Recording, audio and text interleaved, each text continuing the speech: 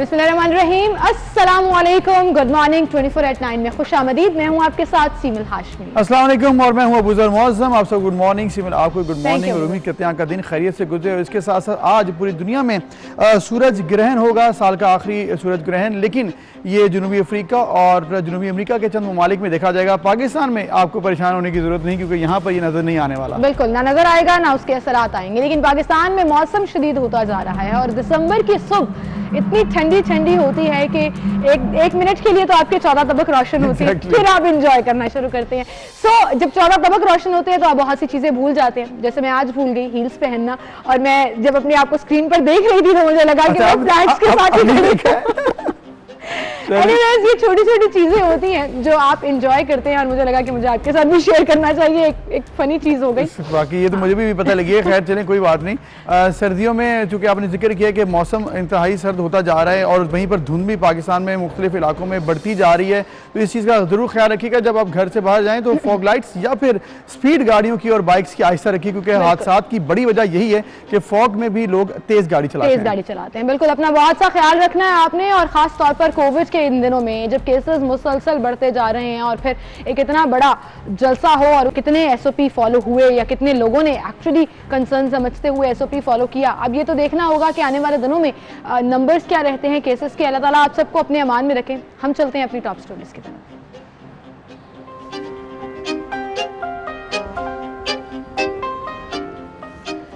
PDM का जनवरी के आखिर या फरवरी के आगाज में लॉन्ग मार्च का ऐलान। मौलाना फजलुर रहमान कहते हैं सीफे साथ लेकर जाएंगे, धांधली का निजाम नहीं चलेगा, हम इस्लामाबाद आ रहे हैं। बिलावल भुट्टो का ऐलान, कहा डायलॉग का वक्त गुजर चुका। मरियम नवाज ने कहा लाहौरियों ने जारी तब्दीली को मीनार पाकिस्तान में हमेशा के लिए दफन कर दिया। पीडीएम की कामयाबी के बाद एनआरओ मांग रहा है।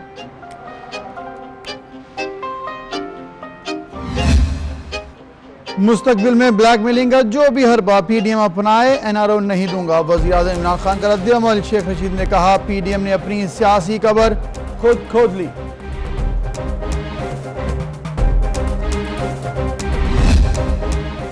कोरोना से मजीद 36 अफराद जान की बाजी हार गए। तादाद 8,832 हो गई। एक दिन में मजीद 2,362 नए केसेस रिपोर्ट। मजमूई तादाद 4,40,787 हो गई। मारूफ आलिम दीन मौलाना तारिक जमील कोरोना में मुब्तला हो गए। सीएमएच रावलपिंडी मुंतकिल। हाथों पैरों से माजूर मगर हौसले हमारे यहाँ से भी बुलंद। फैसलाबाद की 20 साल आयशा ने मुंह और गर्दन से लेड पेंसिल और कलर इस्तेमाल करके खूबसूरत खताती से सबको हैरान कर दिया।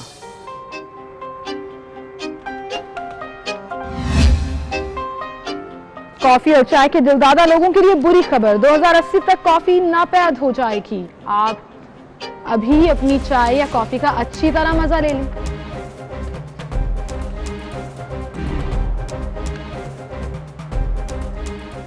कॉफी नापैद हो जाएगी तो मैंने फौरन से अपनी कॉफी पकड़ ली कि इसके जैसा टेस्ट जो है वो दोबारा 2080 तक बड़ा दूर है। टेंशन ना लें अब आप कह दें कि पता नहीं आपने तब तक जिंदा रहना है मुझे। एनीवेज जी, हम आगाज करते हैं। और पॉलिटिकल एक्टिविटीज तो ओवर द वीकेंड बहुत ज्यादा रही। सो नजर डालते हैं किसने इस पीडीएम जलसे के हवाले से स्पेशली क्या कहा। तब्दीली की शुरुआत 2011 में इस पाकिस्तान मीनारे पाकिस्तान के साए में हुई थी। आज लाहौरियों ने इसी मीनारे पाकिस्तान में जाली तब्दीली को हमेशा के लिए दफन कर दिया है। सिलेक्टर्स को कान खोल के सुन लो, कान खोल के सुन लो। आपको इन अवाम की आवाज को मानना पड़ेगा। आपका इन अवाम का फैसला मानना पड़ेगा, तस्लीम करना पड़ेगा। अब कोई और रास्ता नहीं है। डायलॉग शायलॉग का वक्त अब गुजर चुका है। अब लॉन्ग मार्च होगा, लॉन्ग मार्च होगा। इस्लामाबाद हम आ रहे हैं। मैं आज एस्टेब्लिशमेंट को मुतनब्बिह करना चाहता हूं कि अपने आवाम के मुकाबले के सामने से हट जाइए। एस्टेब्लिशमेंट ने जो धांधली की थी इस नाजायज इख्तिदार के लिए, उन्होंने उम्दा किरदार अदा किया था, उसके जख्म अब गहरे होते चले जा रहे हैं। तो तमाम जो लीडरान हैं उनकी बात आपने सुनी और बहुत बड़ी तादाद में ऑब्वियसली लोग मौजूद थे। लाहौर में ये पीडीएम का आखिरी जलसा था। देखा है कि मरियम नवाज, बिलावल भुट्टो, फजल रहमान खासी इंथुजियास्टिक भी नजर आए। बिल्कुल काफी इंथुजियास्टिक नजर आए, लेकिन लोग क्या सोच रहे थे, what made them come out of their houses and go there, उस पर अबूजर आप खुद वहां पर मौजूद जी बिल्कुल। ये जो सवाल है कि लोग इतनी बड़ी तादाद में क्यों आए, क्या वजह थी, और ये पीडीएम की जो तहरीक है इसमें जो लीडरान है वो तो जो कहते हैं वो तो सबके सामने है। जो आवाम है जो वहाँ पर मौजूद होती है वो क्या कहती है, ये जानने के लिए कल मैं गया मीनार पाकिस्तान के ग्राउंड में, तो उन्होंने क्या कहा लोगों ने, आपको दिखाते हैं। नाज़रीन, पाकिस्तान डेमोक्रेटिक मूवमेंट के तहत होने वाले जलसों का आगाज़ गुजराला से हुआ और आज पाकिस्तान डेमोक्रेटिक मूवमेंट का लाहौर में 13 दिसंबर को होने वाला जलसों के हवाले से आखिरी होगा। और ये कहा जा रहा है कि पीडीएम के तहत आइंदा आने वाले दिनों में लॉन्ग मार्च भी होगी, इसके साथ साथ धरने भी होंगे और इस्तीफ़ों की ऑप्शन भी ज़ेरे गौर है। लेकिन आज चूँकि मैं लाहौर में मौजूद हूँ और बहुत बड़ी तादाद में हमने देखा कि यहाँ पे पाकिस्तान डेमोक्रेटिक मूवमेंट के सपोर्टर्स मौजूद हैं, मुख्तलिफ पॉलिटिकल पार्टीज़ के कारकुनान मौजूद हैं, लीडरान मौजूद हैं। तो हम कोशिश करेंगे कारकुनान से बात करने की। उनसे बात करते हुए ये हम पूछेंगे कि यहाँ पर आने का मकसद क्या था, रीज़न क्या है कि वो यहाँ पर मजबूर हुए आने में, इतने बड़े जलसे में शिरकत आखिर क्यों की, डिफरेंट प्लेटफॉर्म्स हैं जिसके तहत वो यहाँ पर मौजूद हैं आज। तो हम उनसे बात करते हैं और जानते हैं कि आखिर यहाँ पर जो आए हैं उसका बेसिक रीज़न क्या है। कहिएगा, इस जलसे में आने का बेसिक रीज़न, मकसद क्या था आज? मकसद मेरा इंशाल्लाह ताला न्याजी को भगाना है, गरीब को बचाना है, उनका रोजगार बंद, उनकी रोटी बंद, वो हर चीज़ को महंगाई की आग लगाई इसने पाकिस्तान को जो कहा था ना कि मैं इसको वो मदीना की रियासत बनाऊंगा। किधर है मदीना की रियासत, किधर है वो मदीना की रियासत? गरीब को मार दिया, पीस दिया, कुछ नहीं उनको मिलने वाला। अब इसको भगा के रहना इंशाल्लाह। आज के आने का मकसद जो जलसे का है उसका मेन रीज़न क्या है? रीज़न यही है कि जो ये मुल्क, हमारे मुल्क को बर्बाद कर रही है ये गवर्नमेंट, हमें इससे आज़ादी चाहिए, हर सूरत में आज़ाद होना है आपने, क्योंकि इसने जो वादे किए थे आवाम से उस पर 1% भी इसमें ये कामयाब नहीं हुआ, लोगों को डिलीवर नहीं कर सका। जो आवाम का हशर हो रहा है, चीनी चोर, आटा चोर, क्या नहीं चोरी किया इसने, जिससे आवाम को रिलीफ मिल सकता था, वो काम इन्होंने कोई नहीं किया। और जब आवाम पिसेगी तो आवाम इसी तरह बाहर आएगी और आवाम अपने हकूक़ के लिए जंग लड़ना जानती है। कहाँ से आए हैं आप लोग? सरगोदा से आए हैं। तो आज जो होने वाला जलसा है इसका मेन मकसद क्या था, रीज़न क्या है एहतजाज का? महंगाई के खिलाफ, जुल्म जबर के खिलाफ, आवाम जो है भूखी मर रही, आटा चीनी उसके खिलाफ, तो जाहिर है, और जबर जो हमारी क़यादत पे किया जा रहा है, आवाम पे किया जा रहा है, वोटरों पे किया जा रहा है, लोगों पे किया जा रहा है, उसके खिलाफ। इसका मेन मकसद ये है कि सिलेक्टेड जो हुकूमत आई है इससे जान छुड़ाने के लिए है। ये मेरी बात सुने, ये एक पार्टी नहीं है पीपल्स पार्टी, ये पूरी आवाम है, पूरे हमारे जो है पर पंजाब की पूरी आवाम, पूरे पाकिस्तान की आई हुई है महंगाई से जान छुड़वाने के लिए, इमरान खान से जान छुड़वाने के लिए।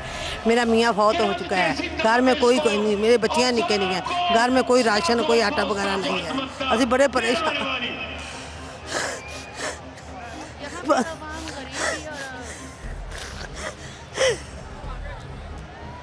मुझे आप लोग अभी बताया गया है इसी का हाँ जी, कोई सपोर्ट नहीं, जितना इमरान खान है मेरा घर कर दो, लोगों ने घर से काम करके बच्चियाँ पाल रही, हालात बहुत खराब हो गए हैं बेटे, हालात बड़े खराब हो गए। असी नवाज शरीफ के नाल, नवाज शरीफ के नाल असी दरावर पुटो के नाल, घर में आज 3 दिन हो गए रोटी नहीं पकी। हमारा मेन रीज़न ये है कि वोट को इज्जत दिलानी है और न्याजी को घर भेजना है, क्योंकि न्याजी जब से आया है पाकिस्तान का बेड़ा गर्क हो चुका है। जिस हलके से मैं ताल्लुक़ रखती हूँ, उमरकोट से, गरीब अवाम वहाँ पिस रही है। जो दिहाड़ीदार बंदा है वो अपने बच्चों को एक वक्त का खाना नहीं खिला सकता है। और हमारा ये मिशन है कि हम जब तक न्याजी को घर नहीं भेजते हम सांस नहीं लेंगे और मरियम नवाज के साथ कंधे से कंधा मिला के साथ खड़े रहेंगे। जो लोग आ रहे हैं, आप भी आए हैं यहाँ पर, क्या वजह, रीज़न क्या है? वजह ये इसने महंगाई बहुत कर दी है, मुल्क का बेड़ा गर्क कर दिया है, अंडा 17 रुपए का हो गया है, बत्ती का बिल जो हर आदमी को बड़ा आता है, बहुत आवाम को परेशान कर दिया है ये न्याजी गो ने। इधर आने का मकसद यही है कि न्याजी सरकार को घर भेजना है। न्याजी सरकार ने गरीब आवाम का जीना मुहाल कर दिया। गरीब घर का हर घर का तकरीबन चूल्हा ठंडा पड़ा हुआ है। अगर कोई कारोबारी है वो भी रो रहा है, अगर कोई मजदूर है वो भी रो रहा है। तो नाज़रीन, आपने देखा कि यहाँ पर हम मौजूद थे ग्रेटर इकबाल पार्क मीनार पाकिस्तान के ग्राउंड में। बहुत बड़ी तादाद में लोग मौजूद थे। 11 पॉलिटिकल पार्टीज़ का ये मजमा था, इकट्ठा हुआ, और इसका एक मकसद जो हमें कॉमन नज़र आया बहुत से लोगों से बात करके, वो ये था कि लोग जो हुक्मरानों ने वादे किए वो जब पूरे ना हों तो फिर उनको मौका मिलता है कि वो यहाँ पर आते हैं और अपना जो इज़हार राय करते हैं। आज हमने देखा है कि लोग गुर्बत से तंग थे, परेशान थे, हालात लोगों के ख़राब हैं, इसलिए लोग यहाँ पर आए हैं और अपना एहतजाज रिकॉर्ड करवा रहे हैं। आइंदा आने वाले दिनों में PDM क्या लाहेअमल लेके आती है, किस तरह से एहतजाज करती है, धरने देती है, या फिर सियासत में किसी और मोड़ की तरफ वो जाती है, ये हमें वक्त बताएगा। लेकिन आज यहाँ पर हमने देखा है, विटनेस किया, बहुत बड़ी तादाद में लोग मौजूद थे। हमें इजाज़त दीजिए। तो देखिए, आपने भी देखा कि बहुत बड़ी तादाद में लोग भी मौजूद थे, और एक कॉमन फैक्टर जो कि मैंने इस पैकेज में भी बताया है कि यहाँ पर जो गुर्बत है, जो लोगों की जो महंगाई में इजाफा हुआ है, उसकी वजह से लोग परेशान हैं, और यही एक कॉमन फैक्टर सबको वहाँ पर लेकर अच्छा, आई अप्रिशिएट यू कि आपने जितने भी लोगों से बात की, आपने बिल्कुल मेक श्योर किया कि आपका मास्क जो है वो नाक के ऊपर है, आपने थोड़ी के ऊपर नहीं रखा हुआ था या नाक से नीचे नहीं किया हुआ था। जनरली लोग ये कर देते हैं कि सिर्फ दिखावे के लिए मास्क लोगों ने क्या किया हुआ था। एग्जैक्टली। खैर, अब इस जलसे के हवाले से हम बात करेंगे। अब अहम ऐलान हुआ है जी, जनवरी के आखिर या फरवरी के आगाज में कहा जा रहा है लॉन्ग मार्च होगा। ये PDM का लास्ट पावर शो था लाहौर में, और इस पर हम बात करेंगे। सीनियर तज्जियाकार सलीम बुखारी साहब ने हमें ज्वाइन किया है। अस्सलाम वालेकुम बुखारी साहब। जी वालेकुम अस्सलाम। क्या हाल चाल है बुखारी साहब, ठीक हैं आप? मैं ठीक हूँ, आप खैरियत से हैं? अल्लाह का शुक्र। बुखारी साहब, कल के जलसे को कैसा देख रहे हैं आप? देखिए, इसको जज करने के कई मेयार हो सकते हैं। एक तो जो कोरोना का अज़ार है वो भी है, दहशतगर्दी के थ्रेट भी थे, टारगेट किलिंग की 3 बड़े लीडरों को वार्निंग्स भी थी जी, और फिर मौसम की दवाकारी अपनी जगह थी। मौसम बहुत ठंड थी कल। ऐसी इस बैकग्राउंड में अगर आप देखें तो जलसा, अगर आप फकीतुल मिसाल नहीं कह सकते, जो कि नहीं कहना चाहिए, तो फ्लॉप भी नहीं था किसी भी लिहाज से। तो इसे एक कामयाब जलसा तो आप करार देंगे बहरहाल। दूसरी बात यह है कि कल तवक्को ये की जा रही थी कि बहुत अहम नौयत के ऐलान किए जाएंगे।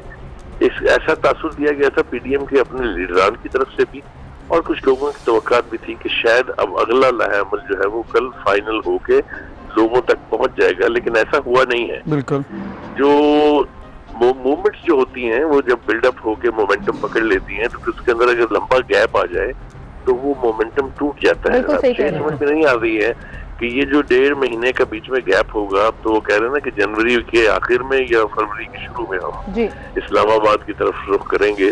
तो इस बीच क्या होगा? अगर तो खामोशी इख्तियार करेंगे, जैसा कि मुझे लगता नहीं है, इसलिए कि गफूर हैदरी साहब ने हमारे दफातर का दौरा किया था, उन्होंने बताया था कि इस अरसे में डिविजनल हेडक्वार्टर्स में, तहसील हेडक्वार्टर्स में और डिस्ट्रिक्ट हेडक्वार्टर्स में मुजाहरे होंगे, हड़तालें होंगी, पहिया जाम होगा। अगर तो ये सब कुछ रहता है तो मोमेंटम जो है वो कायम रहेगा, वरना फिर इसको इस पैराए में लाना या इस लेवल के ऊपर लाना जो है वो काफी मुश्किल हो जाएगा। दूसरी तरफ हम देखते हैं कि हुकूमत जो है वो कल काफी डोंगरे बजा रही थी, नाकाम हो गया जलसा। ये जलसी थी वो तो खैर जलसा होने से पहले पंजाब के वजीर आला ने कह दिया कि जलसा नाकाम हो गया है। इसी तरह और जो तर्जुमान थे, अभी जलसा शुरू नहीं हुआ था, अभी घंटों बाकी थे जलसे में, तो उसकी नाकामी के ऐलान कर दिए थे उन्होंने। तो इस तरीके से अगर वो बुखलाहट का मुजाहरा करेंगे, हकायक को, ग्राउंड रियलिटीज को अपने सामने नहीं लेके आएंगे, तो उनका ही नुकसान होगा, किसी का। राइट, बुखारी साहब, आपने जैसे जिक्र किया है कि हुकूमत ने तो बुखलाहट का मुजाहरा पहले भी किया मुल्तान या उससे पहले के जलसों में, लेकिन जो अब आपने जिक्र किया है, बड़ी ज़बरदस्त बात की है कि ये 1.5 महीने का गैप अगर प्रॉपर फिल ना हुआ तो मसला पैदा हो सकता है, क्योंकि मोमेंटम बिल्ड हो गया था, इसमें ब्रेक नहीं आनी चाहिए। अभी भी ऐसे लगा कि क्लियर नहीं है जनवरी का आखिर या फरवरी का शुरू, मतलब आप जलसे में खड़े होकर भी कोई डेट ना दे पाएं, इसमें भी मजीद कन्फ्यूजन नहीं पैदा हो गई? मैं आपको बिल्कुल ईमानदारी से कहता हूँ कि जो लोग हैं PDM की मूवमेंट में, जो लोग निकले थे मौसम की शिद्दत के बावजूद बाहर, वो तवक्को लेके आए थे कि हमें कोई ना कोई लाहे अमल जो है उसको वो बताया जाएगा और हमें पता चलेगा कि अब ये मूवमेंट किस रुख को जाएगी। आज इजलास बुलाया है, मौलाना फजल रहमान जाती उम्र में मिल रही है फिर PDM की क़यादत जो है, क्योंकि बिलावल भी यहीं पर है, खुद मौलाना भी यहीं पर है। तो अगर कोई नया ऐलान और कोई अहम ऐलान होने जा रहा है, या ये सेकंड थॉट में मीटिंग इसलिए की गई है कि कल लोगों की तवक्कात जो है वो शायद पूरी नहीं हुई है, तो आज मेरे ख्याल से देख लेना चाहिए इस आज के इजलास का क्या नतीजा निकलता है। मुमकिन है कोई ना कोई लाया अमल जो है वो होगा। कल के जलसे की एक अहम बात जो मैं आपके साथ शेयर करना चाहता हूँ वो ये है, बिलावल भुट्टो की जो तकरीर थी उसमें उन्होंने कहा कि अब मुझे फोन करने बंद कर दें। जाहिर है वो अपने हुकूमत के साथियों को तो कह नहीं रहे थे, ये तो मैं मानने के लिए तैयार नहीं। इशारा उनका किस तरफ था? अगर वही है जो लोग तवक्को करते हैं कि कोई ना कोई कुव्वत है जो ऐसी सूरत हाल में फिर जो राब्ते कर रही है, अगर ये उनके हवाले से थी गुफ्तगू तो बहुत अहम पैगाम है। बिल्कुल, उसका मतलब ये है कि मूवमेंट जो है वो अपने मंतकी अंजाम तक पहुंच के रहेगी। इस बीच में इसके टूटने के या किसी मुज़ाकरात का कोई इम्कान नहीं। और बुखारी साहब, बिलावल भुट्टो सरदारी को फोन करने का मतलब अगर उन्होंने इशारा दिया है तो वो ये भी हो सकता है ना कि पीपल्स पार्टी का तो सबसे बड़ा स्टेक है, एक सूबे की हुकूमत है, फिर इस्तीफों की जब बात आती है तो जाहिर है उन्हें अपनी हुकूमत भी छोड़नी पड़ेगी, जिस पर उन्होंने और दो लाहौर में एक मीडिया से गुफ्तगू करते हुए कह दिया कि हमें अगर कुर्बानी देना पड़ी तो हम वो भी करेंगे। इस पर हम मजीद बात भी करेंगे बुखारी साहब, कुछ और सवालात भी हैं जिस पर आपसे बात करेंगे, मजीद डिस्कशंस भी होंगी, कुछ एंगल्स डिस्कस करेंगे, लेकिन फिलहाल एक ब्रेक की तरफ जाना है हमें। ब्रेक लेते हैं, फिर हाजिर होंगे, हमारे साथ रहिए।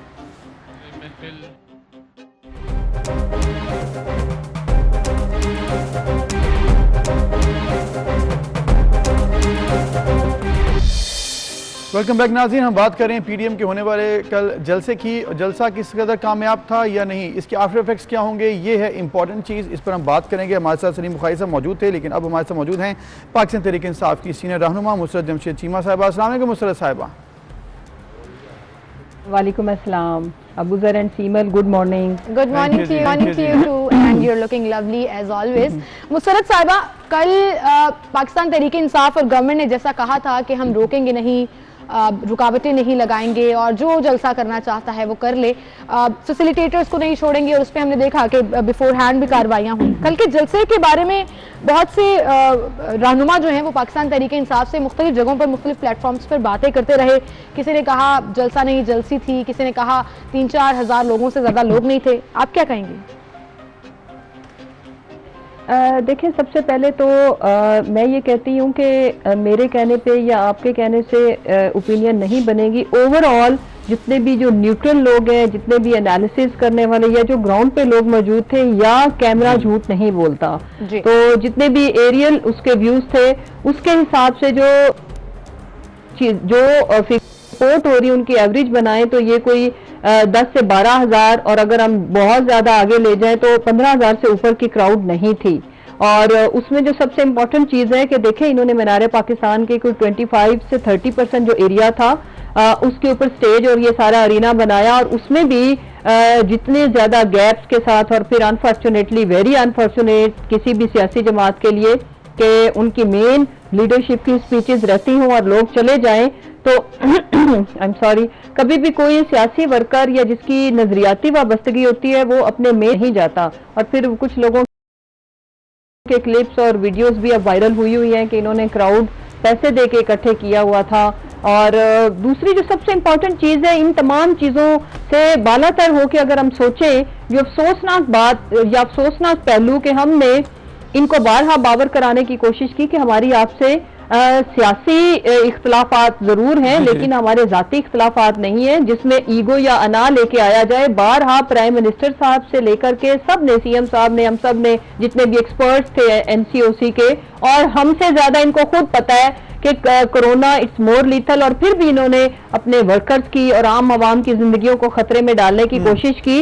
लेकिन लाहौर की अवाम ने और पूरे पंजाब की अवाम ने अपने आप को मैं ये कहूंगी कि उनको खुद को ये इस चीज का क्रेडिट जाता है कि उन्होंने अपनी जिंदगी को और अपने प्यारों की। जलसा इतना कामयाब नहीं था और जो भी टर्म्स इसके लिए इस्तेमाल की जाए वो पीटीआई का अपना हक है कि वो कर सकती है, लेकिन चूंकि अब जलसा हो गया, एक मोमेंटम था, वो आखिरी जलसा था पीडीएम का लाहौर में। अब ये कहा गया है कि जनवरी के आखिर में, फरवरी के स्टार्ट में लॉन्ग मार्च होगी, इस्लामाबाद की तरफ जाएंगे इस्तीफे लेकर।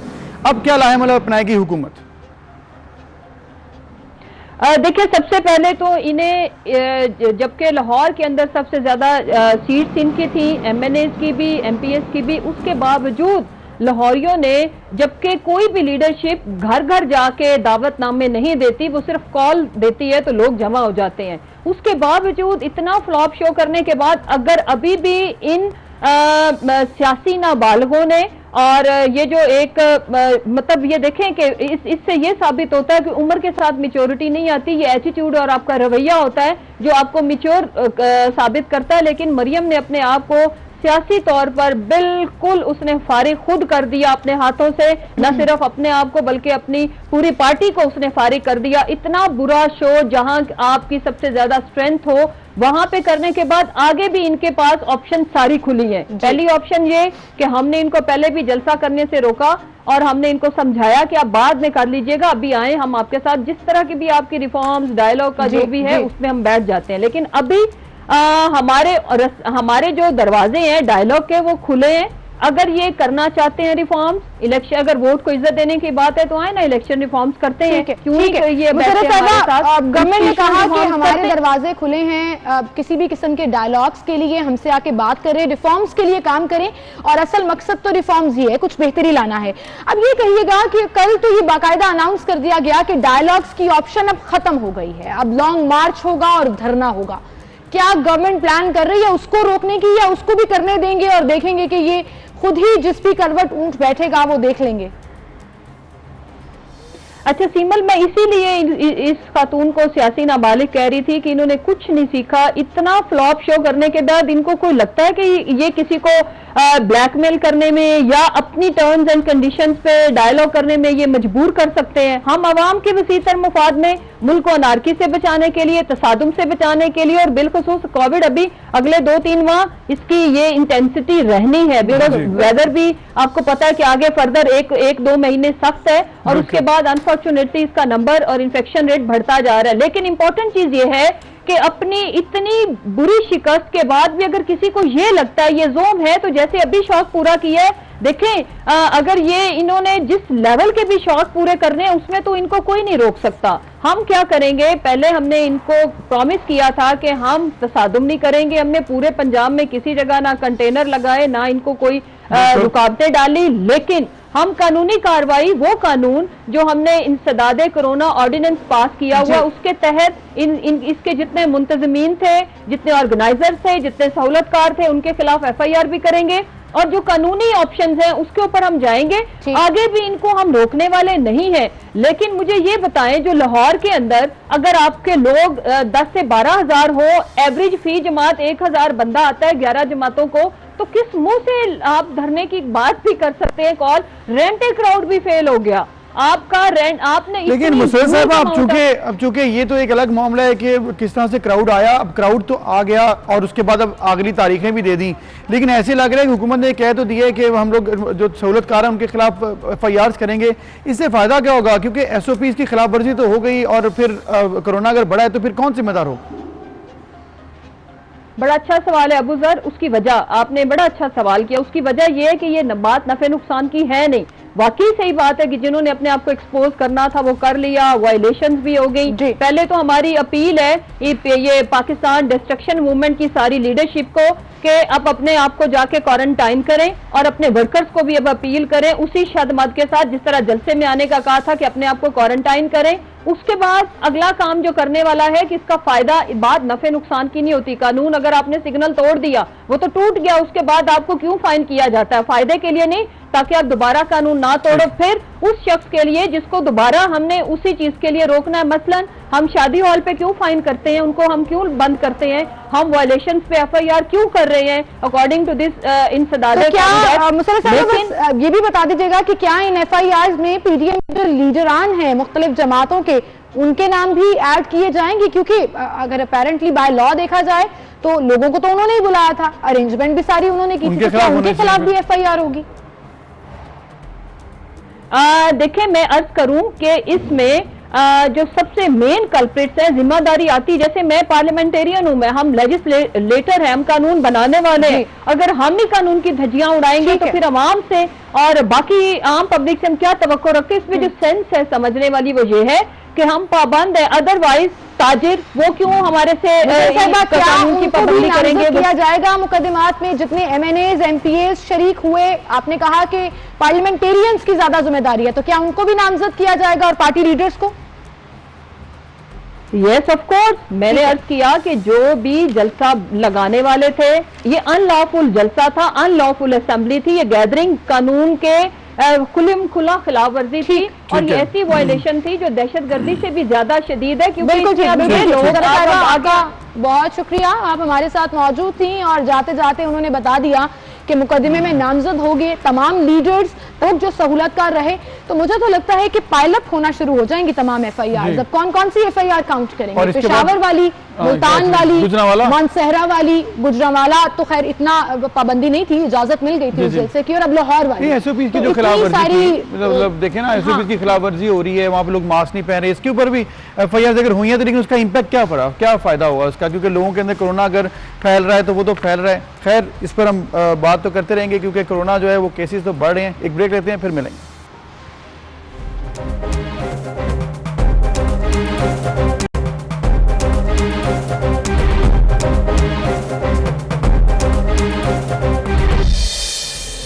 Welcome back. एक बार फिर से आपको खुशामदीद कहेंगे। जब अदवार बदलते हैं और टाइम बदलता है, जैसे हम कहते हैं कि हमारी अब जो जनरेशन है वो चेंज है, हम अपने बचपन में कैसे थे और हमारे बच्चे अब कैसे हैं, that's all together different debate, क्योंकि इनोवेशन हो जाती है ना, चीज़ें चेंज हो जाती हैं।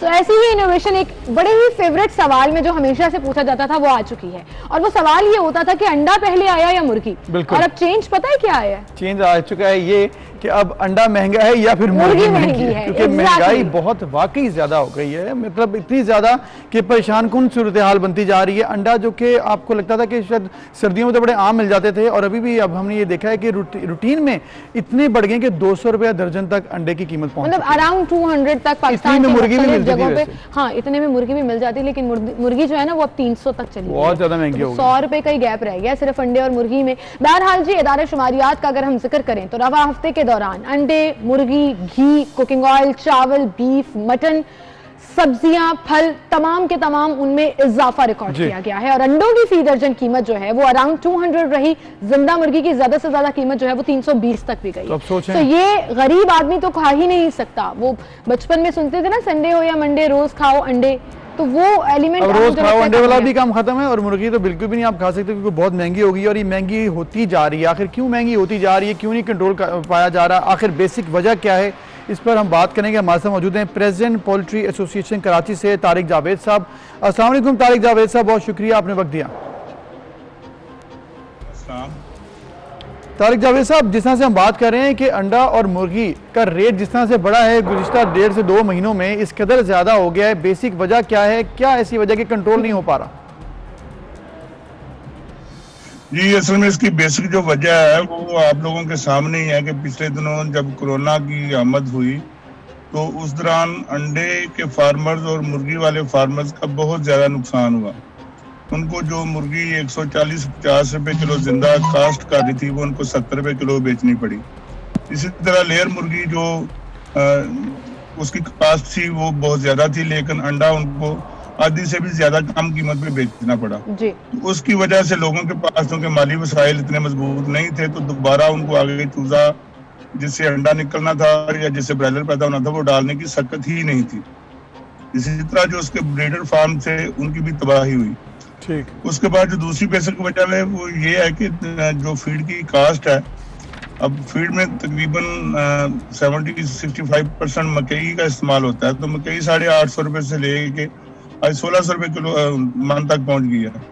ठीक। उसकी वजह से फिर मेडिसिन की वजह से फिर दूसरे यूटिलिटी बिल्स की वजह से जो फीड की कास्ट है वो बहुत ज्यादा बढ़ गई है। ठीक है। और जब हम अंडे और मुर्गी के रेट का मुआवजा करते हैं तो हम इसको 10 साल पीछे से मुर्गी के साथ ही मुआवजा करते चले जाते हैं, जबकि इसका मुआवजा हमें मटन से, बीफ से, दालों से, सब्जियों से करना चाहिए।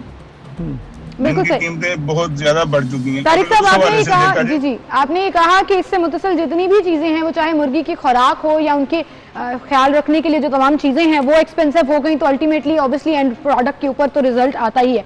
अब ये कहिएगा कि क्या आने वाले दिनों में भी हम कमी एक्सपेक्ट ना करें, ये कीमत बढ़ती ही चली जाएगी?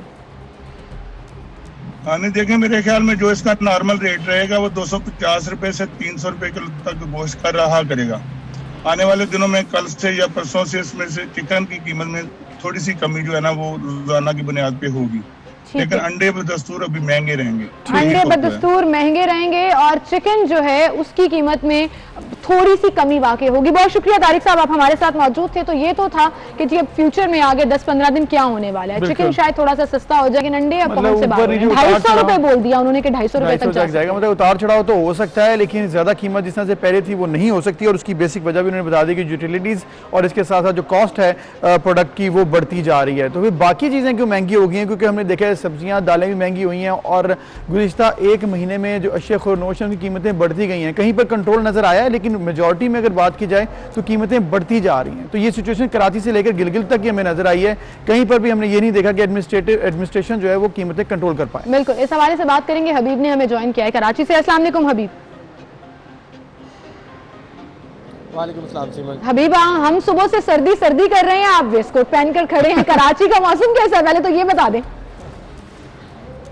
बिल्कुल सीमल, कराची में मौसम में तब्दीली तो आई है। साइबेरियन हवाओं का भी दोबारा रात जो है वो शहर में दिखाई दे रहा है। दर्जा हरारत में भी कमी वाक़ई हुई है, लेकिन एज सच अभी जैकेट वेयर करने का जो है लाहौर वाली ठंड नहीं आई है। अच्छा चले, आवाम को कोई ठंड दे रहे हैं आप महंगाई के हवाले से, वो बता दें। बिल्कुल, महंगाई में देखें, हमने गुज़िश्ता माह भी जो है वो आपके साथ डिस्कस किया था कि अदाद शुमार जो महकमा अदाद शुमार की जानिब से जारी किए जा रहे हैं उसमें हर माह जो है वो एक ये अदाद शुमार जारी किए जाते हैं कि 13% और गुज़िश्ता। जी हबीब जी, हबीब हमारे साथ टेक्निकल थोड़ा प्रॉब्लम आया, लेकिन जिस तरह से ये बता रहे हैं कीमतें जो हैं इतनी ज़्यादा बढ़ती गई हैं और एक महीने में जो रेट थे वो उसी तरह हैं या फिर बढ़ गए हैं। इसका मतलब ये है कि जो 8.9% जो महंगाई है यानी कि इन्फ्लेशन जो रेट है उसमें कमी नहीं आती है। और फिर अगर बात सिर्फ अशिया खुरनोशी की जाए तो वो 10 से भी क्रॉस कर गई 10%। तो ये बड़ी परेशान कुन बात होती है अगर इन्फ्लेशन डबल डिजिट में आ जाए। दैट मीन्स कि एडमिनिस्ट्रेशन आपकी कंट्रोल नहीं कर पा रही। Very unfortunate. जब भी हम PTI की हुकूमत की बात करते हैं और उसकी गवर्नेंस की बात करते हैं तो महंगाई का एक जो इंडिकेटर है वो सामने नजर आता है और वो मुसलसल बढ़ा है। पिछले 2.5 सालों में जब से PTI की हुकूमत आई है, वो आप डॉलर की प्राइस से लेकर, डॉलर के रेट से लेकर आप पेट्रोल की प्राइस तक देख लें और इसका डायरेक्ट इंपैक्ट होता है। वो डॉलर हो, चूंकि डॉलर अगर बढ़ जाएगा और रुपए की कदर कम होगी तो पेट्रोल बढ़ जाएगा, पेट्रोल बढ़ेगा तो ट्रांसपोर्टेशन महंगी हो जाएगी और हर चीज, चाहे वो सब्जियां हैं, चाहे वो फल हैं, चाहे वो इलेक्ट्रॉनिक्स हैं, चाहे वो किसी भी किस्म का सामान है, वो एक्सपेंसिव हो जाएगा क्योंकि ट्रांसपोर्ट एक्सपेंसिव। बिल्कुल ट्रिकल डाउन इफेक्ट होता है जी, बिल्कुल सही है। और डॉलर से या फिर पेट्रोल से जब भी कोई चीज़ 1 रुपया भी बढ़ती है तो उसका एंड रिजल्ट ये निकलता है कि जो आम सार्फिन है उसकी जेब पर भारी बोझ पड़ जाता है। और फिर ये भी हमने देखा है कि चाहे 1 रुपया रेट बढ़े किसी चीज़ का, लेकिन जब कस्टमर पर आता है ना तो वो ज़्यादा उसकी मल्टीप्लिकेशन आती है क्योंकि हर शख्स जो है वो डॉलर से रेट अपना बनाकर और पेट्रोल से रेट बनाकर अपने फ़ायदा ले लेते हैं। ये खैर बड़ी अफसोसनाक सिचुएशन है, इस पर कंट्रोल होना चाहिए क्योंकि आम आदमी को रिलीफ मिलना चाहिए। हबीब हमारे साथ हैं, एक बार फिर उनसे हम बात करते हैं। हबीब, जिस तरह से आप बात कर रहे थे कि एक बार फिर रेट बढ़ा है, महीने पहले भी जो सूरत हाल थी वही है, कंट्रोल नहीं कर पा रही सिचुएशन उसी तरह से, आखिर वजह क्या है? एडमिनिस्ट्रेशन जो है वो नाकाम है या वाकई बेसिक चीज़ों की रेट जो है वो बढ़ गए हैं? अच्छा बिल्कुल अबू ज़र, देखें यहाँ पे दोनों ही फैक्टर्स जो है वो हमें मद्देनज़र रखने होंगे क्योंकि एडमिनिस्ट्रेशन की जो नाअहली है वो भी इस वक्त सामने दिखाई दे रही है। गुज़िश्ता रोज़ भी, बल्कि अभी आपसे कुछ देर पहले भी मुझसे जो है वो पोल्ट्री एसोसिएशन वाले आपसे जो है वो बात कर रहे थे। तो कराची में जो पोल्ट्री की कीमतें हों, अंडों की कीमतें हों, इसके अलावा दालों की हों या सब्जियों की हों, तमाम तरह अशिया खुर्द-ओ-नोश की कीमतें जो है वो बिल्कुल इजाफे के साथ ही इस वक्त दिखाई दे रही हैं। किसी भी कीमत में जो है वो कमी जो है वो नज़र नहीं आ रही है कहीं पर भी, किसी भी चीज़ के अंदर इंतजामिया की जानिब से प्राइस लिस्टिंग। हबीब, कीमतें तो जनरली हम देख ही रहे हैं कि महंगी हुई हैं, कुछ परसेंटेजेस भी हमारे पास लिखी हैं कि टमाटर, प्याज कितना महंगा हुए। मुझे ये बताएं, अदरक का बड़ा चर्चा है, कहीं मुझे लग रहा है कि उसको भी ना संभाल के रखने वाली नौबत आ गई है कि फ्रिज को ताले लगाने पड़ेंगे अगर फ्रिज में 1 किलो अदरक पड़ा है। अदरक की कीमत कराची में क्या है? बिल्कुल, अदरक तो कराची में भी नायाब बनी हुई है, जिस तरह पूरे मुल्क में इस वक्त सोने की कीमतों की तरह से उसमें इजाफा देखने में आ रहा है। कराची में भी तकरीबन 900 रुपए किलो तक जो है वो इस वक्त अदरक जो है वो फरोख्त की जा रही है। और बिल्कुल इसी तरह से जिस तरह आपने भी कहा कि आइंदा कुछ दिनों में तो इसको प्रिजर्व करके जो है वो लोगों ने घर में इसको लॉकर्स में रखना पड़ेगा क्योंकि इसकी खरीदारी इतनी मुश्किल होती चली जाएगी। पहले अम्मियां ताले लगाती थी फ्रिज को कि बच्चे हर चीजें उठा के खा जाते थे, अब फ्रिज को ताले लगेंगे सिर्फ इसलिए कि अदरक चोरी ना हो जाए। मतलब आप सोचें कि लोग कहते हैं पास क्या है, सोना है, डॉलर है, मैं कहूँगा मेरे पास अदरक है, तुम्हारे पास क्या है? मतलब ये हंसने वाली बात नहीं है। दिस इज मतलब कि हम सिर्फ अपना गम भुलाने के लिए उसको लाइटर नोट पर डिस्कस कर रहे हैं, but seriously I think government को अब नोटिस लेने के बजाय इस पे कुछ ना कुछ काम करना पड़ेगा। एक ब्रेक लेते हैं, फिर मिलेंगे।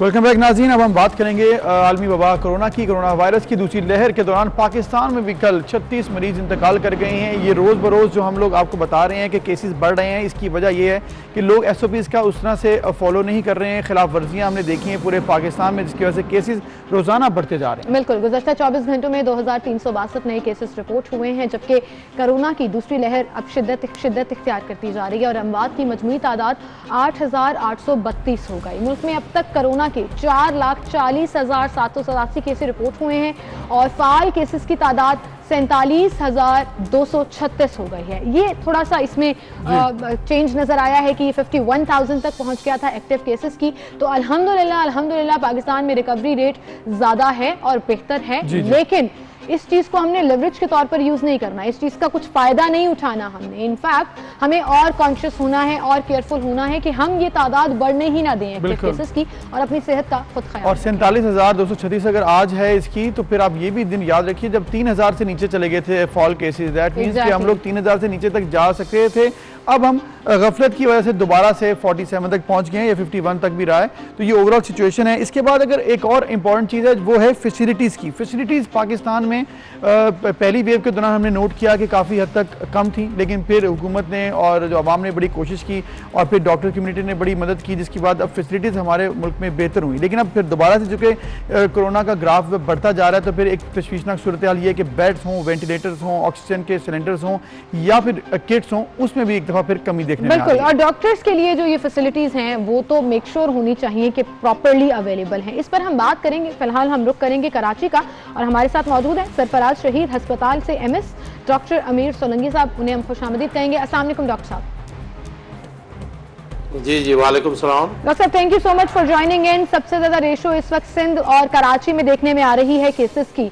हॉस्पिटल्स की सिचुएशन क्या है, पर्टिकुलरली अगर सरफराज शहीद हॉस्पिटल की ही बात करें तो एक्टिव केसेस की वजह से कहीं फैसिलिटीज कम तो नहीं पड़ रही हैं, सिचुएशन क्या है?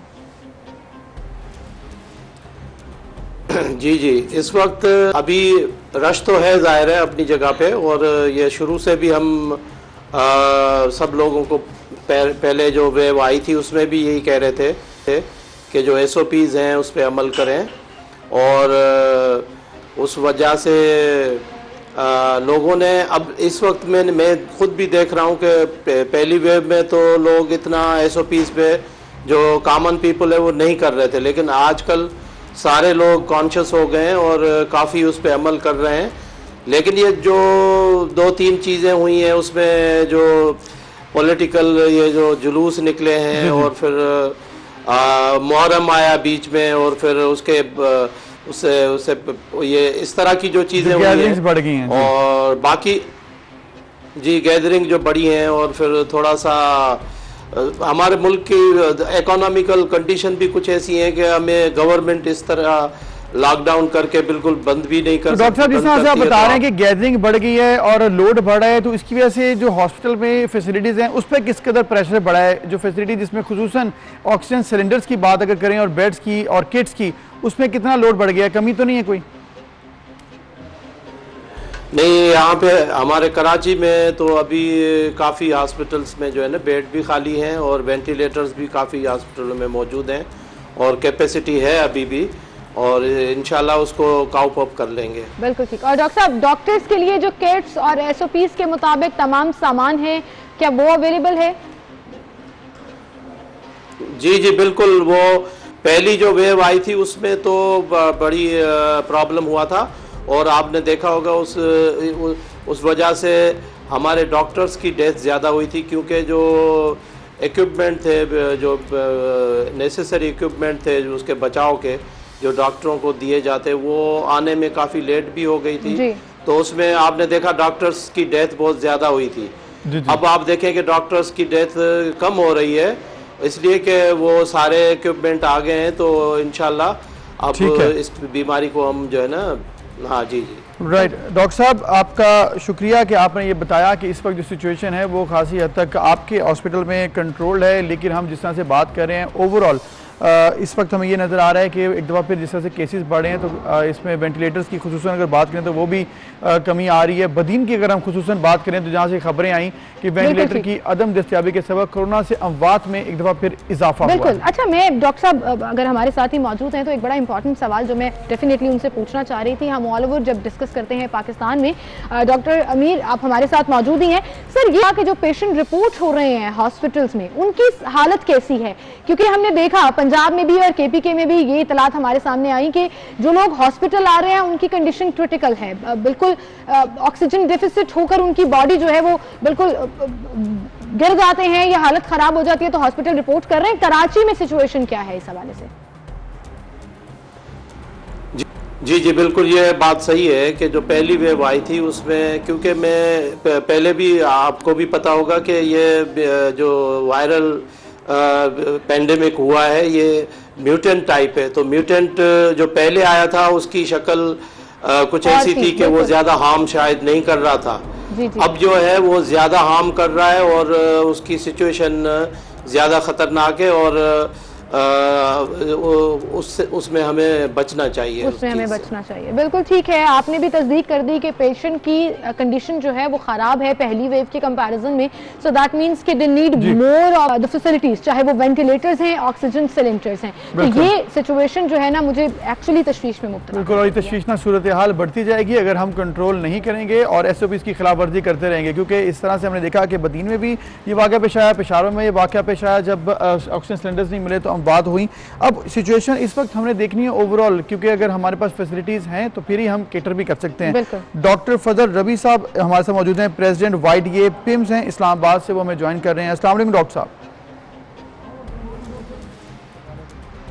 डॉक्टर साहब बहुत शुक्रिया आपने वक्त दिया। जो इस वक्त सिचुएशन है आपके हॉस्पिटल में PIMS में खुसूसन, आप बताइएगा कि किस कदर प्रेशर है, लोड कितना ज़्यादा है और फिर इसके लिए जो कंट्रोल करने के लिए जो फैसिलिटीज़ हैं उनकी क्या सूरत हाल? इस वक्त PIMS अस्पताल के तकरीबन 8 वार्ड जो है वो करोना वार्ड में उनको मुंतकिल किया गया है। अब वो मुकम्मल तौर पर करोना के मरीजों से भरे पड़े हैं और यहाँ पे मुश्किल से बेड्स की अवेलेबिलिटी होती है। और जो पहले भी मैंने कहा था कि जब कोई पेशेंट एक्सपायर होता है या पेशेंट डिस्चार्ज होता है उस सूरत में जो है बेड मिल सकती है। और रोज़ हमें KPK से, कश्मीर से और करीबी इलाकों से जो फ़ोन आते हैं तो ये कि बेड्स की अवेलेबिलिटी है कि नहीं है। इस तरह पहले डॉक्टर साहब ने जिक्र किया कि इस वक्त जो मरीज़ आते हैं वो सीवियर टू क्रिटिकल कंडीशन के होते हैं जी। अमूमन जो फर्स्ट वेव था उसमें एसिम्प्टोमेटिक या माइल्ड केसेस जो थे वो उनके लोग भी मरीज़ भी यहाँ पे हॉस्पिटल का रुख करते थे, लेकिन इस टाइम जिनको मामूली ऑक्सीजन की भी ज़रूरत हो तो लोग कोशिश करते हैं कि उनको घरों में मैनेज किया जा सके और इस वक्त सीवियर टू क्रिटिकल आते हैं। बिल्कुल सही। अच्छा डॉक्टर साहब, आपने कहा कि सीवियर टू क्रिटिकल कंडीशन में पेशेंट्स जो हैं वो रिपोर्ट कर रहे हैं, क्या हॉस्पिटल्स की कंडीशन जो ओवरऑल आप देखते हैं, ऑब्वियसली आप YDA के प्रेसिडेंट हैं वहाँ पर तो आपको मुख्तलिफ हॉस्पिटल्स और इवन PIMS का भी आइडिया होगा, डॉक्टर्स वगैरह से बात होती है, क्या सिचुएशन देख रहे हैं हॉस्पिटल की कंडीशन, मतलब सैचुरेशन है, फैसिलिटीज काफ़ी हैं, अगर पेशेंट काउंट बढ़ जाता है या अभी से आपको फील होना शुरू हो गया है कि अब अगर इससे ज़्यादा पेशेंट्स हुए तो मसला हो जाएगा? दूसरा वेव जब स्टार्ट हुआ है, दूसरी लहर के दौरान हमें 2 चीज़ों का फेस करना पड़ा जी। एक तो mismanagement from the hospital administration and government, यानी इस्लामाबाद में ये आपके चैनल की वसातत से भी 1 महीने पहले हमने दरख्वास्त की थी जी कि जो अस्पताल में आइसोलेशन का हॉस्पिटल है 257 बेड पर मुश्तमिल है, उसको पूरी तौर पर फंक्शनल किया जाए। अनफॉर्चुनेटली हुकूमत ने अभी तक उसको जो है टेक ओवर नहीं किया है। अगर उस वक्त उस हॉस्पिटल को टेक ओवर कर दे तो ये जो हॉस्पिटल के दरमियान में कोरोना के वार्ड्स PIMS के अंदर खसूसी तौर पे बने हुए हैं तो उससे कोरोना फैलने का मज़ीद ख़तरा होता है और लोग भी इन्फेक्ट होते हैं। और यही वजह था कि तकरीबन 300 के करीब हमारे हॉस्पिटल का स्टाफ जो है वो इन्फेक्ट हो चुका है। अभी हमने गिनना भी बंद कर दिया है। बिल्कुल, आपकी बात यह है कि फर्स्ट वेव में ह्यूमन रिसोर्स तो ट्रेन नहीं थी, यानी डॉक्टर्स और नर्सेज पैरामेडिक्स को शायद इतना इल्म नहीं था, लेकिन अब वो फुली ट्रेंड है, लेकिन उसके मुकाबले में आवाम भी गैर संजीदा है और हुकूमती हल्के भी उस तरीक़ा से संजीदा नहीं है। इस वजह से कोरोना तेज़ी से फैल रहा है और मीडिया की तरफ से जो सेंसिटाइजेशन होती रही है सेकंड वेव में, उसमें भी काफ़ी कमी है, इसलिए लोग जो है वो ज़्यादा एहतियात नहीं करते और नतीजा ये तो डॉक्टर साहब आपने जिस तरह कहा कि अभी लोगों ने सेकंड वेव में उस तरह से एहतियात भी नहीं किए, ना गवर्नमेंट उस तरह से कर रही है, ना आम आवाम उस तरह से बता पा रहे हैं और अवेयरनेस उस तरह से नहीं है जो कि होनी चाहिए, होनी तो चाहिए, लेकिन सिचुएशन जो अभी आप बता रहे हैं कि अभी कंट्रोल में है लेकिन बढ़ सकती है।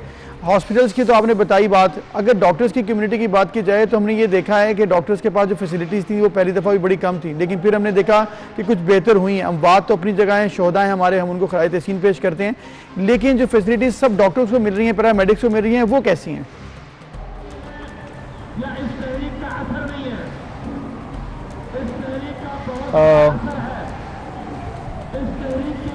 जहाँ तक आपने फैसिलिटी की बात की है तो फर्स्ट वेव में फैसिलिटीज़ की बहुत कमी थी, खासकर पर्सनल प्रोटेक्टिव इक्विपमेंट्स के हवाले से। इस टाइम पीपीईज़ की कमी का तो कोई मसला नहीं है, पीपीईज़ अवेलेबल भी है और उसके डॉन एंड डॉकिंग के हवाले से भी हॉस्पिटल का जो स्टाफ है वो ट्रेन है, लेकिन फिर भी बात यही है कि जो मैनेजमेंट के हवाले से कि वो विल नहीं नज़र आ रहा कि जिस तरीके से फर्स्ट वेव में मैनेजमेंट के हवाले से हॉस्पिटल के एडमिनिस्ट्रेशन रोल अदा किया। हमारे साथ डॉक्टर साहब ज्वाइन किया है हमें वाईडीए के जनरल सेक्रेटरी लाहौर से डॉक्टर सलमान काज़मी, उन्हें भी हम शामिल कर लेते हैं। अस्सलाम वालेकुम डॉक्टर साहब। वालेकुम सलाम जी। डॉक्टर फजल हमारे साथ मौजूद थे, शुक्रिया डॉक्टर फजल आपका इस्लामाबाद से। और डॉक्टर सलमान, हम अब लाहौर की सिचुएशन के ऊपर बात करना चाह रहे हैं। कोरोना के हवाले से हॉस्पिटल्स की सिचुएशन कैसी है, क्या इनफ फैसिलिटीज़ हैं हमारे आने वाले पेशेंट्स के लिए, क्योंकि इसमें तो कोई दो राय नहीं है कि जो पेशेंट हॉस्पिटल रिपोर्ट कर रहे हैं वो स्वेयर टू क्रिटिकल कंडीशन में कर रहे हैं। देखिए जी, इस वक्त हॉस्पिटल्स तकरीबन 90% अपनी कैपेसिटी से फुल हैं और 90%, दैट्स अ ह्यूज नंबर। सिर्फ 10% बाकी रह गया है डॉक्टर साहब? हाँ जी, सिर्फ 10% थी। सारे प्राइवेट हॉस्पिटल जो हैं वो मरीज रेफर कर रहे हैं सरकारी अस्पतालों को। जी जी जी, प्राइवेट हॉस्पिटल में जी तकरीबन बेड्स फुल हो चुके हैं और इस वक्त जो लाहौर के बड़े प्राइवेट हॉस्पिटल हैं वो सरकारी अस्पतालों को मरीज रेफर कर रहे हैं। सिर्फ मेयो हॉस्पिटल में बेड्स अवेलेबल हैं और इस तरह एक्सपो जो इनका कोविड का एक अपना सेंटर नया बनाया है गवर्नमेंट ने, फील्ड हॉस्पिटल, उधर बेड्स अवेलेबल हैं और जो सिचुएशन है जितने भी मरीज आ रहे हैं वो सारे ऑक्सीजन पे हैं और क्रिटिकल हैं, मतलब कुछ लोग सीधे वेंटिलेटर्स पे चले जाते हैं। और ये इस दफा की जो सेकंड वेव है इसके अंदर मरीज सारे क्रिटिकल अस्पतालों में आ रहे हैं। ये पहले वाली सिचुएशन नहीं है जिसमें लोग स्टेबल आ जाते थे, रूम एयर पे होते थे, वैसे ही आके आइसोलेशन के लिए एडमिट हो जाते थे। अब जो भी मरीज हैं इस वक्त वो क्रिटिकल पेशेंट्स हैं जो कि हॉस्पिटल्स में आ रहे हैं और ये बड़ी अलार्मिंग सिचुएशन है। अगर ये इसी तरह सूरत हाल रही तो बेड्स खत्म हो जाएंगे 2 से 3 हफ्ते में और हालात बहुत खराब हो जाएंगे। हालात खराब हो सकते हैं मजीद अगर ऐसी सिचुएशन रही। डॉक्टर साहब, आप ये बताएं कि आपने कहा कि अभी हॉस्पिटल्स में 90% बेड्स जो हैं वो पूरे हो चुके हैं, जो फैसिलिटीज़ हैं जिसमें ऑक्सीजन सिलेंडर्स हैं, वेंटिलेटर्स हैं, जो किट्स हैं और जो बाकी ज़रूरी सामान होता है वो भी है, क्योंकि गवर्नमेंट तो क्लेम करती है कि वो सारा सामान अभी पूरा है। देखिए जी, ऑक्सीजन के रेट मार्केट में डबल हो चुके हैं। प्राइवेट हॉस्पिटल्स 1.5 लाख रुपया पर डे का चार्ज कर रहे हैं। लूट मार शुरू हो चुकी है मार्केट में इस सारे मामले पे। अभी ये सरकारी अस्पतालों में तो चीजें फ्री ऑफ कॉस्ट अवेलेबल है, मगर जो किसी प्राइवेट अस्पताल में एडमिट है वो तो बेचारा समझे आप मारा गया, क्योंकि 1.5 लाख रुपया पर डे देना या 80,000 रुपया पर डे देना, आप खुद सोचें कि अगर 30 दिन के लिए 15 दिन के लिए कोई दाखिल होगा तो वो 15 लाख रुपए का बिल कहाँ से देगा।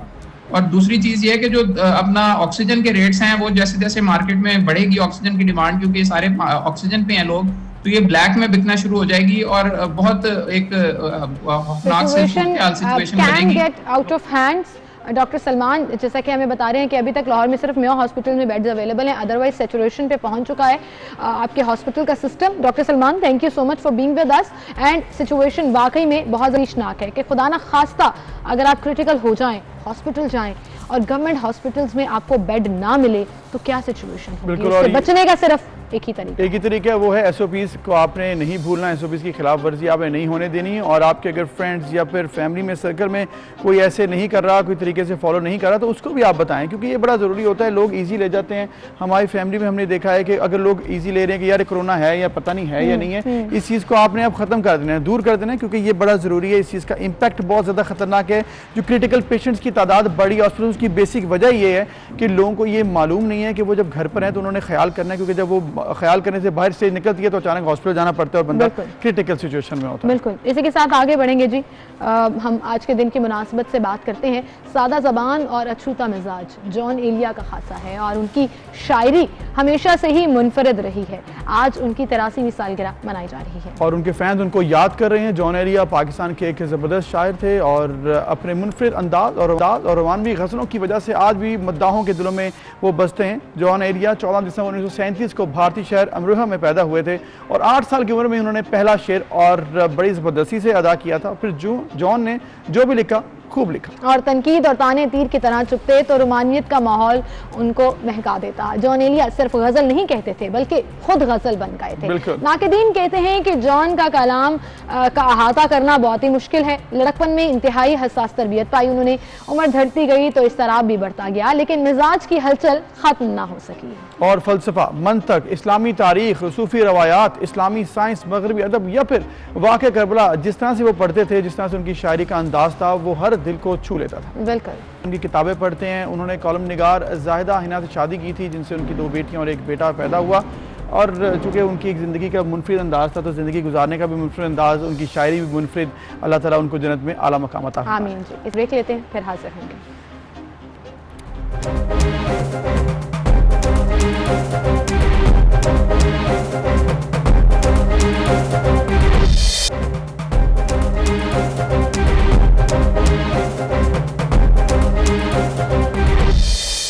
Welcome back. एक बार फिर से आपको खुशामदीद कहेंगे।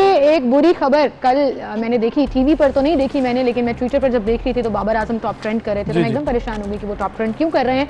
तो वो इसलिए कर रहे थे कि वो स्क्वाड से बाहर हो गए हैं इंजरी की वजह से। न्यूजीलैंड के खिलाफ सीरीज से कबल ही ये एक बड़ा सेटबैक था कि बाबर आजम जो है वो नेट सेशन के दौरान इंजरी का शिकार हुए। बिल्कुल, और इससे बड़ा ये सेटबैक है कि वो एक T20 के जबरदस्त प्लेयर हैं, पाकिस्तान टीम के कप्तान हैं, तो कप्तान भी नहीं होंगे T20 सीरीज में और ना ही बेस्ट बैट्समैन होंगे। डॉक्टर्स ने बाबर आजम को 12 रोज का मुकम्मल आराम का मशवरा दिया है। इनके साथ साथ बात यहाँ पर खत्म नहीं हो रही। इमामुल हक भी इस वक्त न्यूजीलैंड के खिलाफ 4 रोजा मैच जो है उससे आउट हो चुके हैं। फिर प्रैक्टिस के दौरान उनको भी चोट लग गई, बाबर आजम को भी चोट लग गई। और शादाब खान के बारे में बात की जा रही है कि वो भी इस वक्त मुकम्मल फिट नहीं है और शायद वो भी पहला मैच ना खेल सकें। तो पाकिस्तान के लिए ये दौरा पहले क्वारंटीन किया गया। स्क्वाड के मेंबर्स जो हैं वो कोरोना पॉजिटिव आ रहे थे, ऑल्दो दे डिडंट टेल कि वो खिलाड़ी थे या टीम मेंबर्स थे। लेकिन अब आप देखें कि 3 मेन प्लेयर्स आपके जिनके ऊपर आप रिलाय कर सकते हो वो इंजरी का शिकार हो गए। तो ये परेशान कुन सिचुएशन है। लेकिन इसके साथ साथ एक हम ये उम्मीद करते हैं कि जैसे ही T20 के दिनों में ये निकल जाएंगे, इस पर फिट हो जाएंगे दोबारा से, और फिर जब टेस्ट मैचेस होंगे तो फिर पाकिस्तान की टीम जो है वो अच्छा खेल सकेगी और इनके साथ ही खेलेगी। लेकिन जहाँ पर कुछ परेशान कुन खबरें थी, वहीं पर एक बहुत अच्छी पॉजिटिव खबर आ चुकी है। वो ये है कि PSL जो कि पाकिस्तान में खेला गया है, उसके बाद अब नेक्स्ट एडिशन में कश्मीर प्रीमियर लीग का भी आगाज कर दिया गया। KPL का आगाज कर दिया गया है जी, और पाकिस्तान क्रिकेट बोर्ड के ताउन से ये किया गया है। और लीग में 6 टीमें शामिल की गई हैं।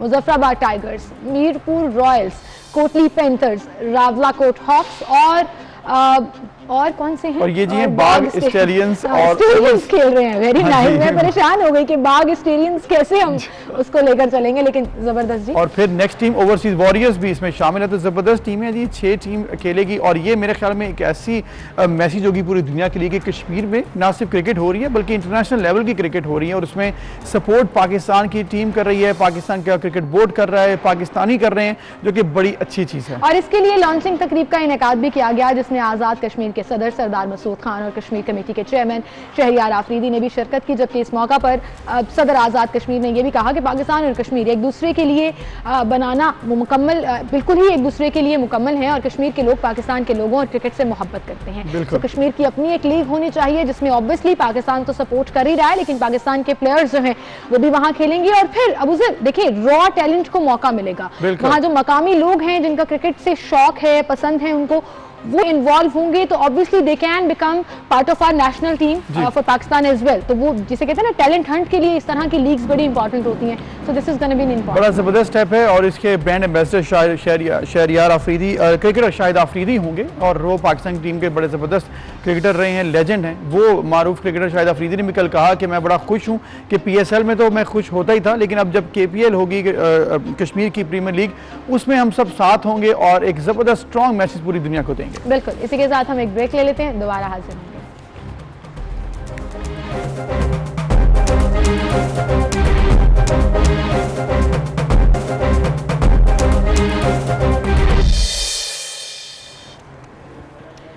वेलकम बैक नाज़रीन। पाकिस्तान में बहुत टैलेंट है और इसमें हमने ये भी देखा कि अगर कोई कमी हो जाए तो फिर भी हौसले नहीं हारने। इसकी एक बेहतरीन मिसाल हाथों पैरों से माजूर मगर हौसले हिमालया से भी बुलंद थे। फैसलाबाद की 20 साल आयशा हैं जिन्होंने मुंह और गर्दन से लेड पेंसिल और कलर इस्तेमाल करके खूबसूरत खताती से सबको हैरान कर दिया। बिल्कुल, आपकी कोई भी डिसेबिलिटी या आप अगर डिफरेंटली एबल्ड हैं एक आम आदमी से, उसमें आपको हौसले पस्त नहीं करने देती है। और यही वो हौसला है जो आयशा को हम सबके लिए न सिर्फ इंस्पिरेशन बनाता है बल्कि माशाल्लाह उनके काम में, ये सिर्फ मैं इसलिए तारीफ नहीं कर रही कि उन्होंने बहुत मुश्किल से बनाया है, actually it is very good और बड़े जबरदस्त क्रिएटिव तरीके से वो बनाती हैं। और आयशा हमारे साथ मौजूद हैं, आयशा खान जो सिर्फ 20 साल की है लेकिन बड़ा जबरदस्त काम कर रही हैं। अस्सलाम वालेकुम आयशा। वालेकुम सलाम। Thank you so much Ayesha join करने के लिए। ये बताइएगा कि कब से आप ये पेंटिंग कर रही हैं, और एक आम आदमी तो बड़े आम तरीके से हाथों से कर लेता है, आप बहुत खास हैं और बहुत खास तरीके से खास पेंटिंग्स बनाती हैं।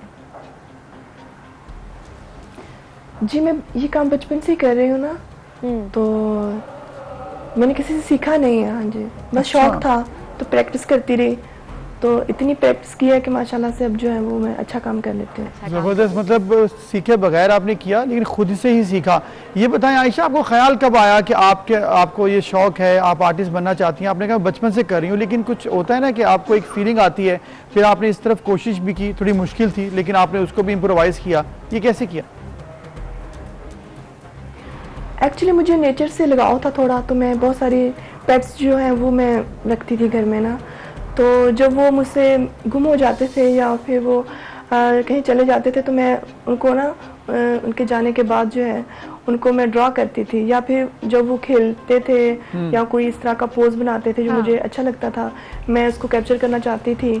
क्योंकि तब इतने ज़्यादा वो मोबाइल तो नहीं थे कि उसमें आप उसको कैप्चर कर सकते, तो मैं उसको देख कर ना इसी तरह का सेम जो है वो बना लेती थी।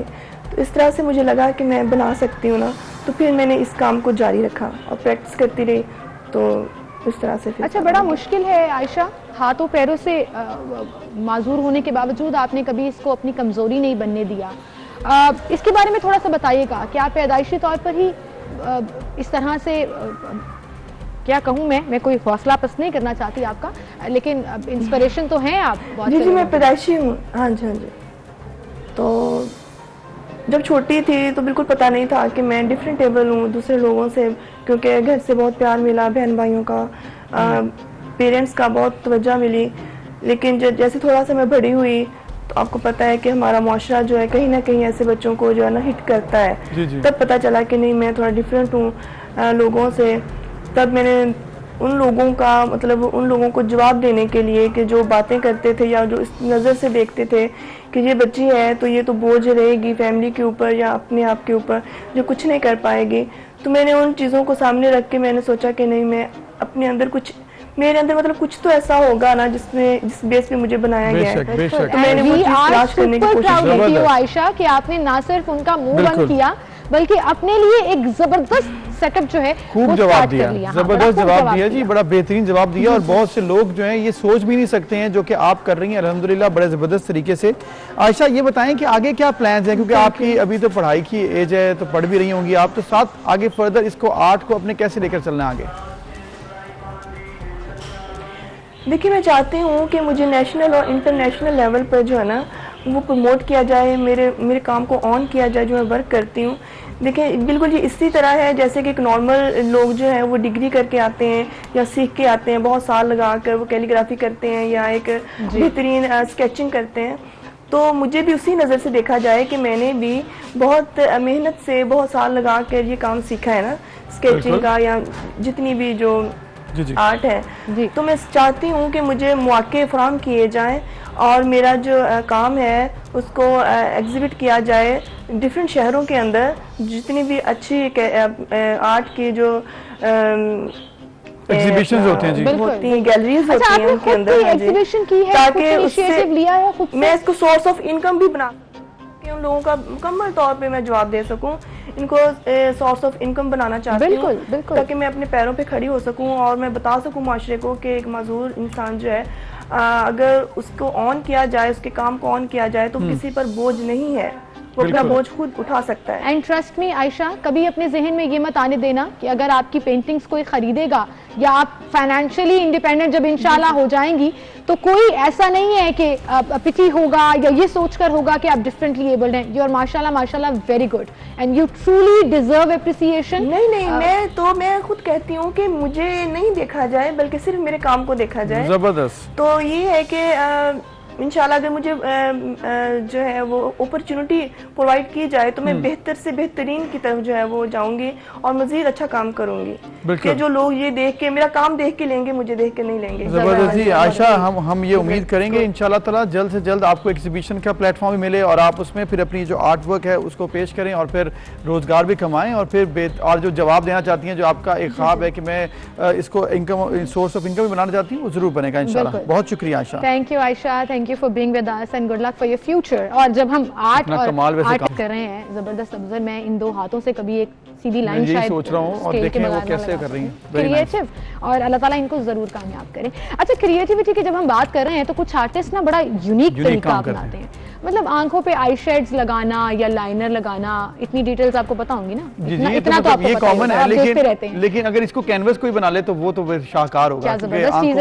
इस जगह को अगर कोई कैनवस बना रहा है तो उसकी मिसाल भी सामने आ गई। बिल्कुल, आंखों की पलकों, भवों और पपोटों पर जानदार तस्वीरें बनाने वाली ये आर्टिस्ट सोशल मीडिया पर वायरल हो गई। यूं तो हर मुसव्विर अपना क्रिएटिव काम कैनवस पर ही करता है, लेकिन दुनिया की एक ऐसी आर्टिस्ट हैं जिसने आंखों की पलकों और भवों को, जैसे आप देख सकते हैं कि भरपूर उसमें अपने फनपारे बनाकर अपना लोहा बनवा लिया है। मतलब जगह देखें, थोड़ी सी जगह है लेकिन उस पर कितनी ज़बरदस्त पेंटिंग बना ली है। तिलपिलिक 34 साल मुसव्वरा हैं जो कि गुज़िश्ता चंद साल से अपने इंस्टाग्राम अकाउंट पर मुख्तसर तस्वीरें, मतलब मिनिएचर पेंटिंग जिसे कहते हैं, वो शेयर करवा रही थी, जिनमें से ज़्यादातर उन्होंने आंख के पपोटों पर बनाई और कुछ तस्वीरों में पलकों और भवों को भी आर्ट वर्क का हिस्सा बना लिया है। अब आप ये देखें, ये फ्रोजन वाला कैरेक्टर जो है वो उन्होंने उसके ऊपर बनाया और फिर उनका ये भी कहना है कि उनकी वालिदा सेरामिक पेंटिंग्स बनाया करती थी, जिससे उन्होंने अपनी बेटी को मुसव्वरी सिखाई और फिर वो मेकअप आर्टिस्ट बनने का शौक रखती थी, लेकिन चूंकि क्रिएटिव भी थी तो उन्होंने मेकअप को ही क्रिएटिविटी के अंदर कन्वर्ट कर लिया। और ओ माय गॉड, ये कितनी जबरदस्त बनाई हुई है और मैं इमेजिन नहीं कर सकती कि अगर ये मेकअप स्टार्ट कर दें तो she is gonna be very famous, because detailing और जो उनके हाथ की सफाई है वो जो उनका ये स्टाइल है ये भी यूनिक है और इसी को एप्रिसिएशन भी बड़ी जबरदस्त मिल रही है और ये आर्ट वर्क करवाने के लिए दुनिया उनसे रब्ता भी करती है। लेकिन सोशल मीडिया पर तो खैर इनके खूब चर्चे हैं, लेकिन इसके साथ साथ जहाँ पर हम आर्टिस्ट की बात कर रहे हैं, मैं तो ये परेशान हो रही हूँ कि जिस आंख पर ये बनाती होंगी उसको कितना टिक कर बैठना पड़ता होगा। मतलब मैं मेकअप कराती हूँ ना तो मेरा ये होता है कि बस जल्दी कर दो, मैं आंख बंद करके नहीं बैठ सकती।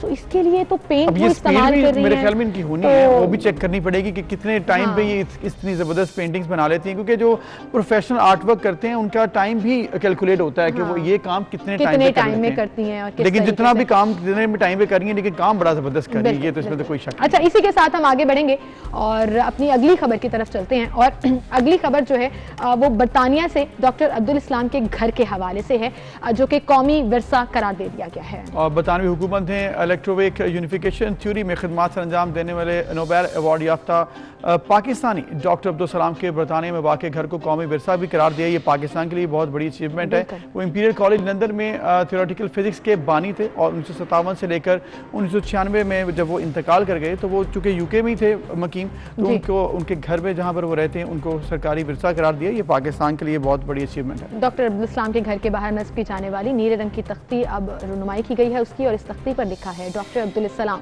1926 to 1996 माहिर तिब्बियात, Nobel prize winner and developed countries में साइंस के फाते करार दिया गया है इन्हें। और ये बड़ी ज़बरदस्त बात है दो तरह से। एक तो ही इज़ अ मुस्लिम, तो इंटरनेशनली जो एक इस्लामोफोबिया का कॉन्सेप्ट है या जो मुसलमानों को कहीं पीछे धकेल दिया जाता है, उसमें एक बड़ी पॉजिटिव चीज़ ऑब्वियसली इनके नाम के साथ आई। And also he is from Pakistan, तो वो भी एक चीज़ जो है वो बिल्कुल। और उन्होंने तरक्की पसीर दुनिया में साइंस और इसके साथ साथ जितनी भी तालीम के हवाले से उन्होंने बात की है उसकी बेहतरी के लिए अपनी ज़िंदगी भी उन्होंने वक्फ कर दी थी। पाकिस्तान जो है उनकी खिदमत को हमेशा याद करता रहेगा, ये पाकिस्तान के लिए बहुत बड़ी बात है। बिल्कुल सही। इसी के साथ आपको एक और रिक्वेस्ट करना थी जो मैंने सोचा था कि प्रोग्राम के बिल्कुल एंड में करेंगे, और वो रिक्वेस्ट ये है कि अलामा मौलाना तारिक जमील का कोरोना पॉजिटिव आया। उन्होंने कल अपने सोशल मीडिया के ऊपर ये अनाउंस भी किया। तो दुआ जो वो पूरी कौम के लिए करते हैं, हमें अब उनको दुआ देनी चाहिए कि अल्लाह ताला उनको जल्द सेहत याब करे, और वो इंशाल्लाह जी वो बिल्कुल जल्द सेहत याब हो जाएंगे। पूरे पाकिस्तान को, आलम इस्लाम को उनकी बहुत ज़रूरत है, और हम ये दुआ करते हैं अल्लाह ताला उनको जल्द सेहत याबी अता फरमाए, कोरोना को वो जल्द से जल्द इंशाल्लाह शिकस्त दें, और फिर से वो इसी तरह इस्लाम की जो खिदमत कर रहे हैं, आलम इस्लाम की खिदमत कर रहे हैं, मुसलमानों की खिदमत कर रहे हैं, वो जारी रहे। क्योंकि उनकी वजह से बहुत से लोगों को, सैकड़ों मुसलमानों को, करोड़ों जो आवाम है उनके दिलों में वो बसते हैं और उनको याद करते हैं। उनकी वजह से वो इस्लाम की जिससे उन्होंने पैरवी करवाई है वो अपनी मिसाल आप है। तो अल्लाह ताला उनको जल्द सेहत याबी अता फरमाए। बिल्कुल, अल्लाह ताला और उन समेत दुनिया भर में जितने कोविड पेशेंट्स हैं उनको सेहत याबी अता करें, और हमारे सरों से ये 2020 जैसे ही खत्म हो ये बला भी खत्म हो जाए। अल्लाह ताला से सिर्फ यही दुआ है कि सब लोग जल्द से जल्द ठीक हो जाएं। और फिर इसके लिए एक चीज़ और बड़ी ज़रूरी है, चूँकि गैदरिंग्स हो रही हैं SOPs की, एक बार फिर हम बात करेंगे जाते जाते कि SOPs की खिलाफ वर्जी आपने नहीं करनी है, क्योंकि कोरोना को शिकस्त देने का ये बहुत अच्छा हथियार है। बिल्कुल। इसी के साथ आपसे इजाज़त चाहेंगे, इंशाल्लाह कल मिलेंगे। अपना ख्याल रखिए। अल्लाह हाफ़िज़।